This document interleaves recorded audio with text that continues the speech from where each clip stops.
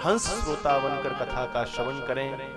जिस प्रकार हंस दूध और पानी के बीच में से दूध का पान कर लेता है, पानी को छोड़ देता है, उसी प्रकार एक हंस श्रोता बनकर पक्के कृष्ण प्रेमी को अच्छी अच्छी बातों का अपने अंदर संग्रहण कर लेना चाहिए और जो बातें अच्छी ना लगे उन्हें छोड़ देना चाहिए।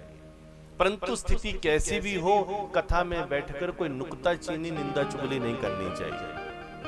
परंतु आज के समय में बड़े दुख की बात है कि नुक्ताचीनी और चुगली के लिए देवियों को कहा जाता था, पर आज के समय में देवियां बिल्कुल भगवान के चरणों में पूरी समर्पित हो चुकी हैं और ऐसी निंदा चुगली और नुक्ताचीनी की आदतें कुछ कुछ पुरुषों में पैदा होती जा रही हैं। मैं बहुत कथाओं में देखता हूँ कि बड़े अच्छे अच्छे महानुभाव आते हैं, पर हर कथा में इक्कड़ दुक्कड़ व्यक्ति ऐसे आते हैं, उनका तो ऐसा लगता है कि जैसे पता नहीं भगवान ने उनको बनाया है किस लिए।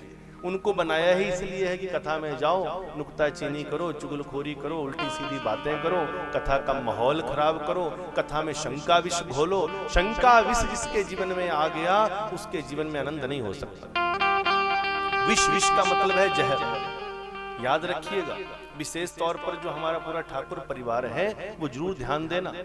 विष कहते हैं जहर को। इस दुनिया में कोई भी जहर आपके अंदर चला जाए उसका निवारण कहीं ना कहीं हमारी मेडिकल साइंस कर सकती है, पर जिस व्यक्ति के अंदर शंका विष चला गया उसका निवारण किसी साइंस में नहीं।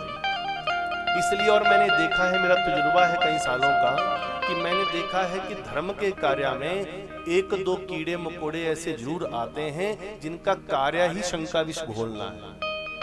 बोलते हैं ना कि चलते घराट में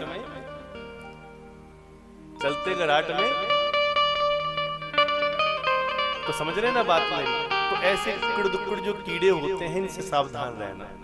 जितने दिन कथा चलती है उतने दिन तो वो लगे ही रहते हैं, पर कथा विराम होने के बाद भी लगे रहते हैं। उनका कार्य क्या है? शंका विष घोलना।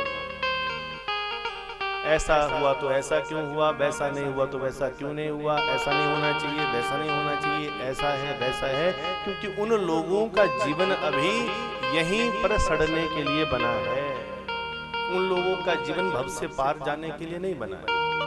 और जो भव से पार जाने वाले लोग हैं वो कभी जीवन में नुक्ताचीनी नहीं करते। तब कहा ना शृण्वन्ति ना हरिष्यन्ति श्रीमद् भागवतम परम सत्यम सत्यम ही लोकेश तेखाम स्वामी सदा यमः। जो इस प्रकार की निंदा चुगली करते हैं, जो कथा की निंदा करते हैं, जो कथा करवाने वालों की निंदा करते हैं, भक्तों की निंदा करते हैं, या कथा करने वालों की प्रवक्ताओं की निंदा करते हैं, वो लोग निश्चित रूप से केवल और केवल यमराज के अधीन रहते हैं। उनका स्वामी यमराज होता है, उनके स्वामी कृष्ण भगवान या राधा जी नहीं हो सकते। तो कथा में हम सब कैसे बैठे?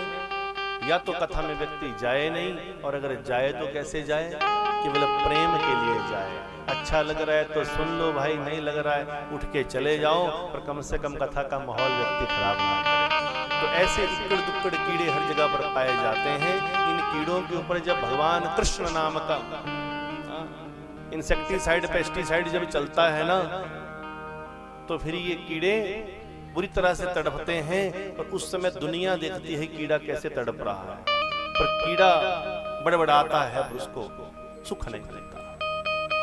इसलिए हम सब भगवान के चरणों की धूली हैं। हमने भगवान का नाम जपना है। आज संगता दे मेले ने, और आज ही संगता ने तुर जाना। अब कल नहीं तुर जाना, आज ही तुर जाना। तो इसलिए जितना समय मिला है वो भगवान के चरणों में लग जाए, मन प्रभु चरणों में लग जाए। बोला अपने कर्म से ध्यान रखना चाहिए, सामने वाले के कर्म को देखने की हमें आवश्यकता नहीं है, परंतु इस व्यास गद्दी के माध्यम से सबको ज्ञान देना हमारा कर्तव्य।